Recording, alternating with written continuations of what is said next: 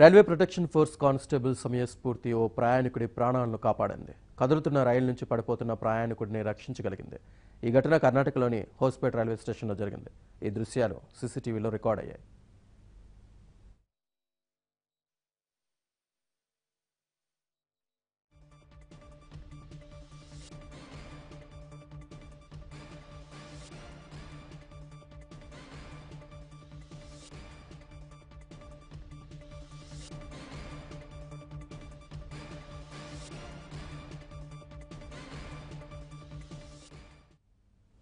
హోస్పేట్ నుంచి KSR Bengaluru passenger రైలు మధ్యాహ్నం 2 గంటలకు ప్లాట్ఫామ్ నుంచి బయలుదేరింది.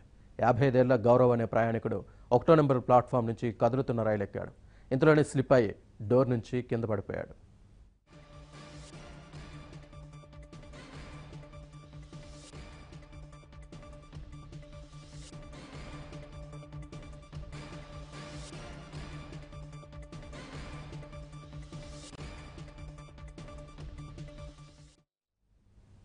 ఇంతలోనే కోచ్ పక్క నుంచి వెళ్తున్న కానిస్టేబుల్ హర్ష అప్రమత్తమయ్యాడు.